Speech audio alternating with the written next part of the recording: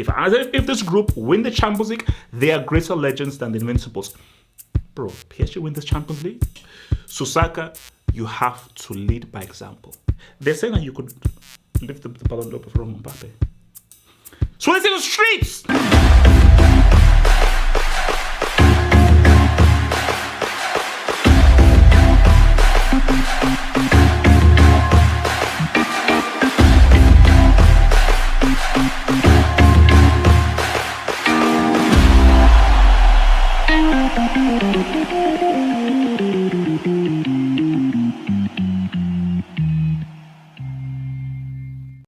I'll be real with you. I told you, see, my new name is HT. HT, have truth. Have truth. Seek the truth shall set you free. The truth shall set you free. What's up, baby? I'm screwed either way. Guys, see, it's okay. Let me give you the real. If Arsenal win, while Chelsea are trying to say what's up to the garden of the Jewish, Swedish people in the Conference League, while we're struggling to win UCL, I'm going to look bad. Arsenal winning the Champions League, going through, who knows what that could freaking be. It could rupture the very fabric of the freaking universe, and I can't call them little bro. If PSG win, Lord in heaven, that's a Mbappe narrative looking nasty.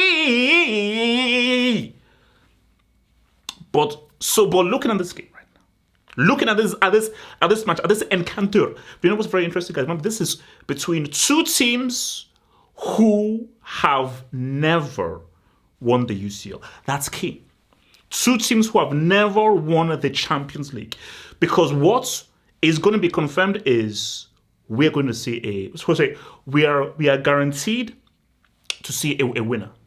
We are guaranteed to see. We are guaranteed to. A team can potentially become a first-time winner.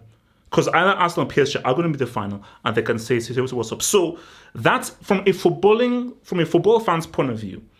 I always like seeing first-time winners. Yes, it's going to screw me over because I don't want Arsenal winning the Champions League due to the whole Chelsea narrative. I don't want PSG winning the Champions League due to the whole Mbappe narrative. So from a personal narrative level, I'll be screwed if that happens. I may have to seek mental health. But from a football objective fan's point of view, having a first-time winner is what we actually all want as football fans. And that's stuff that is a lot more exciting as football fans. Arsenal need this because they don't win the Champions League. Trophyless season, we're having a very different convo of them being the bridesmaid 3 times in a row, which might be doy. But they win the Champions League. That totally changes the view of Arteta. And this group become legends, and perhaps, let's be real, they become greater legends than the Invincibles. If this group win the Champions League, they are greater legends than the Invincibles. Bro, PSG win this Champions League? A project started by Ibra? Bro! And how ironic would that be? Ibra, Messi, Neymar, Mbappe, Marco, he's still better than Javi and all those boys. No one winning it, but these dudes win it? Freaking Doué, Vitinha, and all these guys, crazy. But it's funny how life works. So the narratives are insane. PSG winning the Champions League the very season Mbappe leaves. Arsenal winning the freaking Champions League against all freaking odds, and how we've insulted and abused them, and what the social media could be if we have an Arsenal Champions League winner. I may have to leave London indefinitely if that happens. Whatever the case may be, let's go into the locker rooms for that insights into these guys.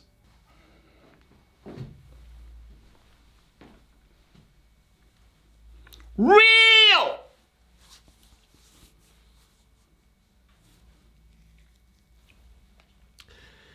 This is where the kids leave. This is where the women leave. Again, I don't want to be rude. Keep things real. Kids, the woman, and people that don't understand how real this stuff is, you're going to leave. Arsenal, I want to talk. Arsenal, I want to talk to you because there is no more jokes anymore. It's, that's why I say the kids, the chicks, to the side. Hey, look, I told you, shout out to everyone out there, okay, promote everything, me too, all that kind of stuff, hashtag me too, respectability. But Arsenal, it gets real right now. This is real. This is serious. This is legacy.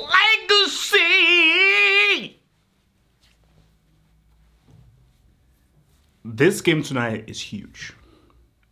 Because what's two legs? Let's talk about two legs. Let's talk about two legs. So we need two legs to walk. Two legs, two hearts, who knows? But it's about two games. But it's not only two games, it's two different kind of games. Because you have to understand, both games are important. Your home tie, it's fully important. But the away tie is important as well. With or without the away goal. Arsenal, Warner. Why do I call you little bro? Let's investigate that. People say, half up. That's rude. Look at the league titles Arsenal have won. Look at how big they are. How dare you open your mouth and call them little bro? How dare you? You see, I speak a tongue. That's the tongue I speak. It's called UCL. Fluent UCL. What is the Champions League? The Champions League is the heart and soul of club football. It simply is. So I appreciate the league titles. I appreciate everything. But it's about the Champions League. I want to go back to 06. I want to go back to 06. Henry can't sleep. Can't sleep! He wakes up with a sweat because he knows, he understands, because he has a recurring nightmare. And it's a nightmare he's been having since 2006. It's almost going up to 20 years right now that he's been having this recurring nightmare, which is that, if only, what if, should have, would have, could have.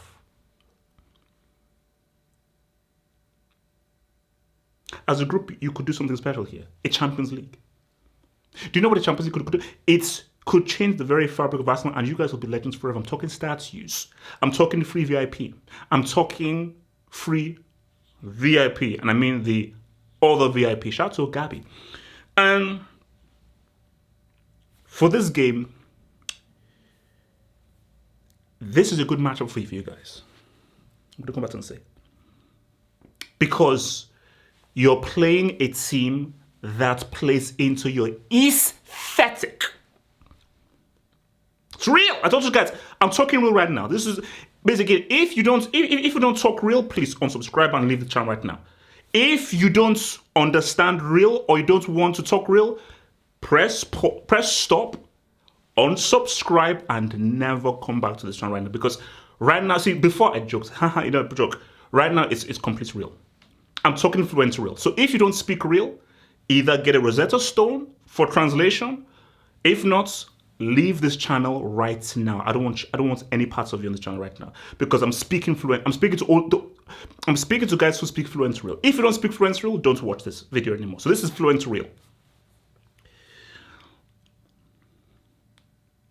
You can go through, but it ain't gonna be easy.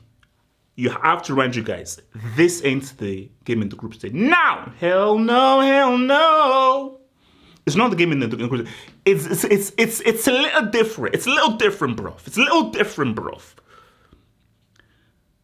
But what needs to happen, and I'm being real with you, you need a 2-goal deficit. You need a 2-goal deficit. Saka.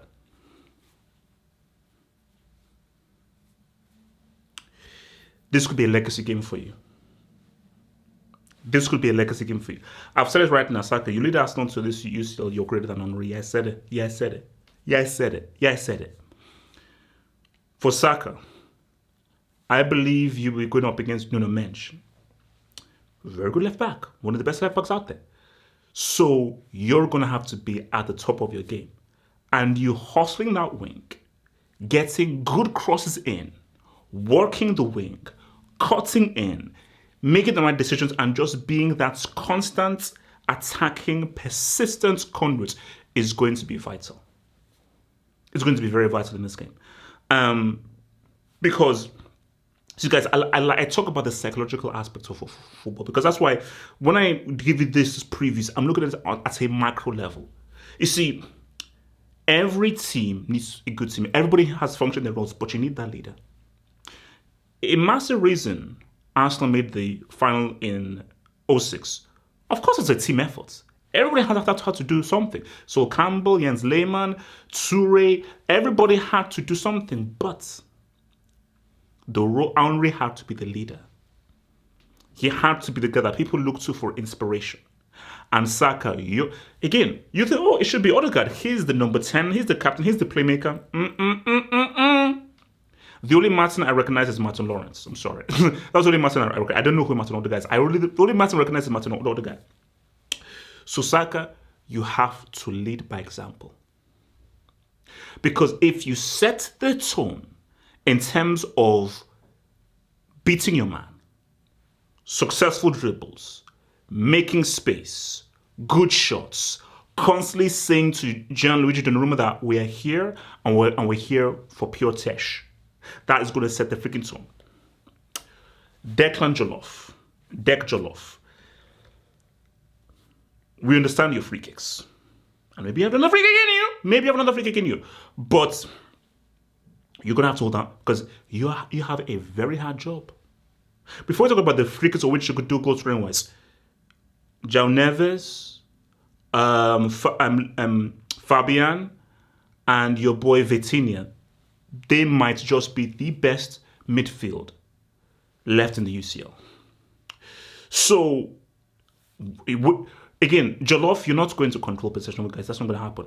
But what you can do is you break play, you intercept, and you are a constant nuisance. Because you see, you have to be wise about this. Not smart, wise about this. Let them have possession. There's a thing called dangerous possession and useless possession. As long as they have useless possession, that's good. What you don't want is dangerous possession that is breaking the lines and constantly getting and breaching your defensive line. That is not what you want. If they just pass the ball, if they pass the ball horizontally, what you want is horizontal possession. Perfect. Horizontal, all you want is horizontal. Vertical possession. Verticality, that's what you don't want. What you want is for them just to go right to left. You don't want them coming through you straight. That's what you don't want. So the protection in defense, the counter-attack, the breakage of play, and now set guys off, whether it's a Nelly Furtado or a sacrilege, is going to be vital for your boy Deck Jollof. Saliba. Now, Saliba, I'll be real with you. Most guys have said that Gabriel has been the superior defender this year. I feel you're the more talented defender, but I think Gabriel, before you got injured, was the better defender. You're the big boy right now. You're the A1 defender. So whether it's Kivio or whoever, you're going to have to take charge of that defense. And make no mistake, PSG don't have a plan B. They have a plan A. Home and away is a plan A. So they are going to try to get a goal. And your concentration and your awareness and your command of that defense has to be vital. Because what is PSG? No striker. But what are they? Lots of quick short passes. And what are they looking for? That through ball. And what is it? Lots of movements. Kivicha will pop in. Dembele will pop in. Doué will pop in. And they're just moving all around and they're not static. They're constantly moving. So your awareness and your communication defensive line has to be supremely 100% vital. Look, if Arsenal, you guys, I'll be with you. Yeah, I'm a hater, and I'm worried because if you win, I can't call you little bro anymore, and I do want to call you little bro, and I think it's as much as Chelsea have been trash and ass cheeks. What gives me solace in life is the fact that I can clown you guys. So not being able to clown you guys, yeah, it's hard. But I've got to keep it a stack because this is half of football hot. I've got to keep it a stack. If you play your game, you can win this. Look at the stack. You can win this. Little bro, you can win this if you defend well, you keep the possession horizontal, and you counter intelligently. And you make the right decisions on the counter, on when you have the ball. Saka or Nelly Furtado or Trossard or whoever, they are constantly taking those vertical risks and really, because the PSG defense ain't the greatest. That's not the greatest defense. An argument can be said of these four teams, No, not an argument. PSG have the weakest defense of these 4 teams. Of the 4 teams remaining, the weakest defensive unit is the PSG defense. There is a guy called Brechinius in this defense. So Arsenal, you have to be brave. You have to take risks. And I'll tell you right now, you need a 2-goal deficit to go into Paris.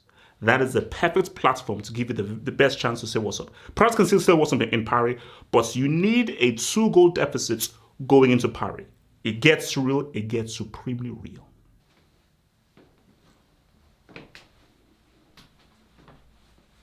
Narrative. The narrative lives. The narrative lives. There's a scary narrative out there. It's frightening. Keep it stuck. Kylian Mbappe. There's a very frightening narrative that exists. It's been seeping. I can see it seeping away like a caterpillar, like a butterfly. Like a little tweety boy. Like a little tweety boy. Je ne sais quoi. I don't know what that is, what it is, you know. Je ne comprends pas. I don't understand. I do understand. Maybe I understand. Okay. So now let's, bonjour, guys. Now, let's keep it real. Let's keep it real. Then there's a narrative that cannot be ignored. This project started with Ibra. And the notion was Ibra will lead them to the UCL. Neymar, Messi, they all failed. And to think that Ibra failed, Messi failed, Neymar failed, Mbappe failed, Dembele leads them to the... It's crazy. But this project was built to win multiple UCLs. Not just one, but multiple. And it has been an abject failure, with only one final appearance being made. But you are on the path of something historic. Let's keep it real. When Mbappe left, hands up, guilty as charged. I said that, oh no, it's done. Goes Mbappe, the World Cup GOAT, Messi's biological father, leaves PSG. Oh my gosh, PSG are not sniffing. Forget about it, not sniffing a UCL final. They will. That's once Mbappe left, PSG are officially never winning the Champions League. That was my notion.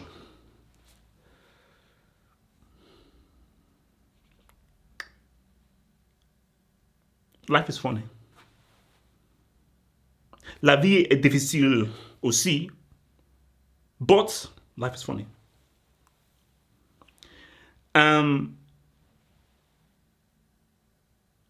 Anything can happen in football. Never assume. And the possibility that is just within your reach, it's real. Because let me tell you something right now. You guys can win this. Shh. Keep it on the deal.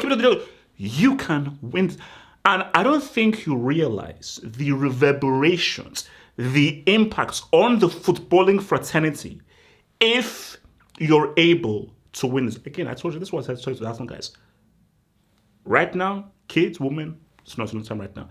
Of course, there's time for your kids and everything, and there's always time for TNA. There's always time for TNA. Shout out to Kim Stam, shout out to Monica Santiago, shout out to Rose Monroe and all those people out there. Shout out to Vanessa Blue.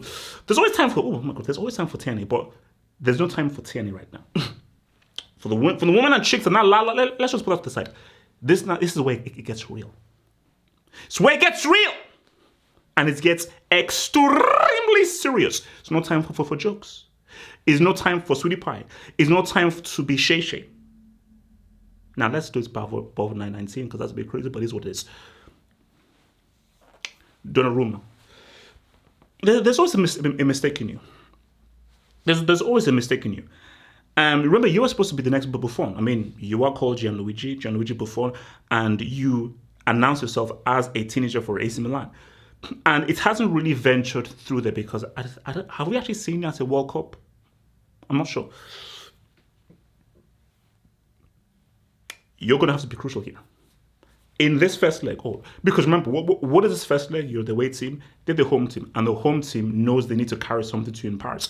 So you will need to be active in this game. Your reflexes, your concentration, your handling, your communication, you coming out as a super keeper, all elements will be needed because you face a crazy crowd, a crazy atmosphere, and a team who are desperate to say what's up and get that trophy.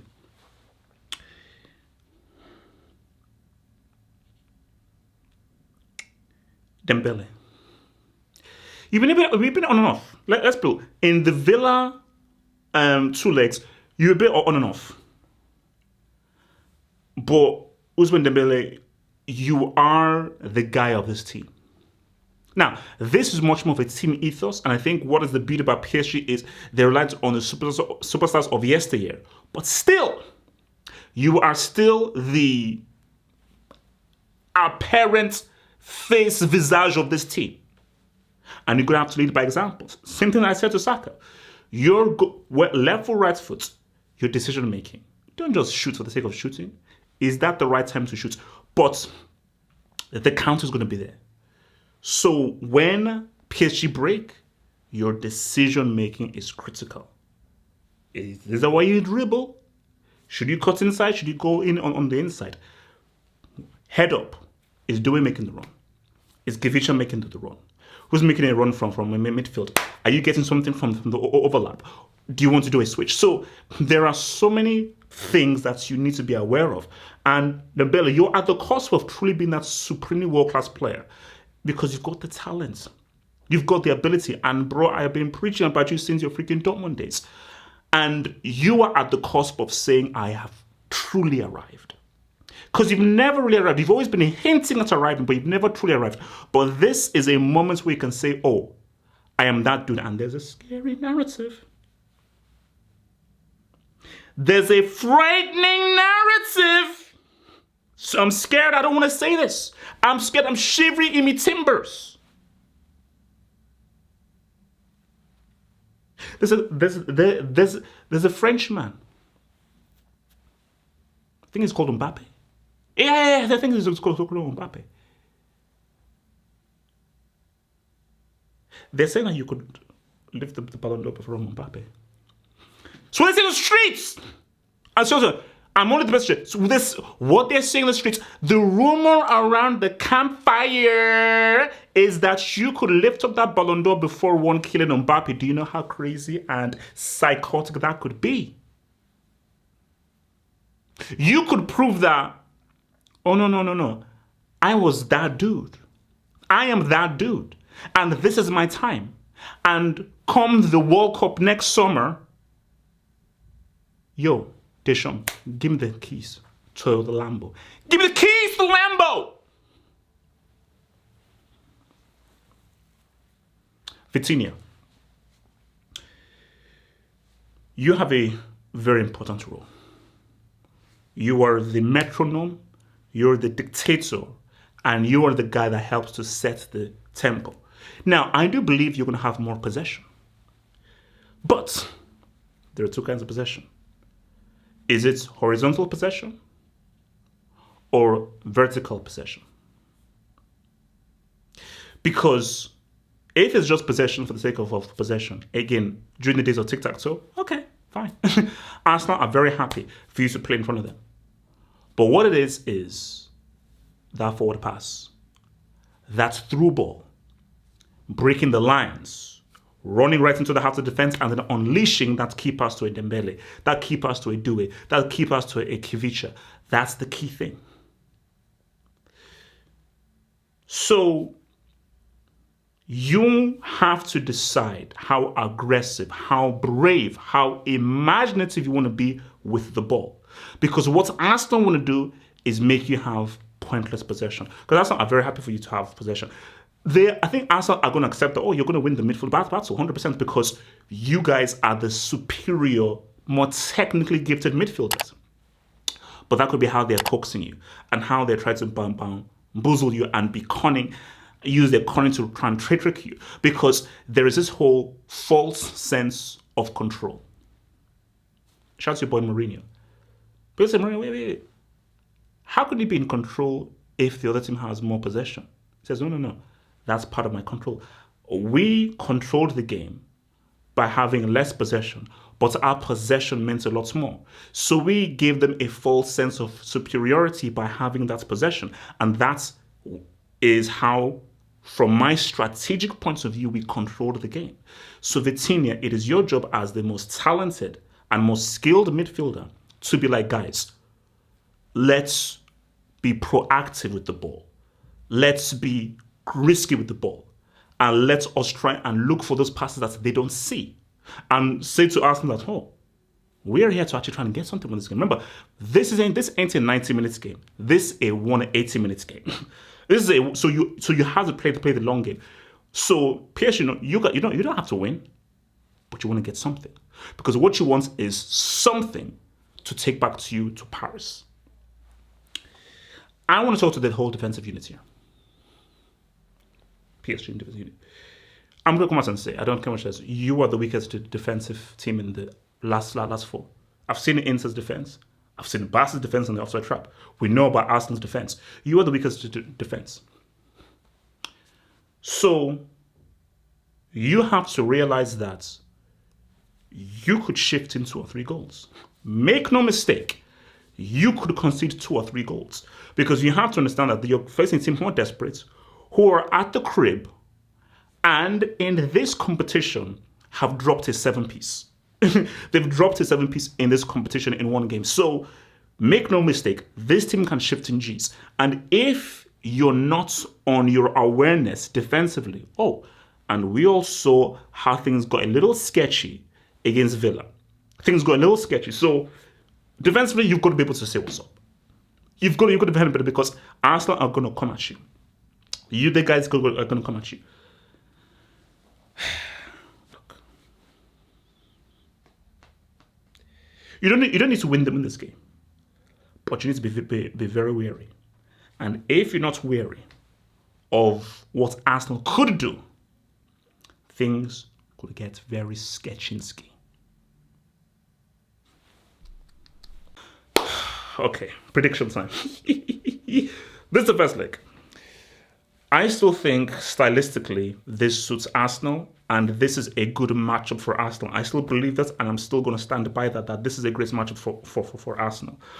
But that game in the league phase, Kivicha didn't play, Dembele didn't play, and what you understand that this is a much better PSG team than the one in the league phase. So Arsenal would be stupid thinking that, it's just going to go how it went in the league phase. It's going to be pretty different. But with that being said, you want a prediction. You want a prediction. A prediction easy. I'm going to give it to you.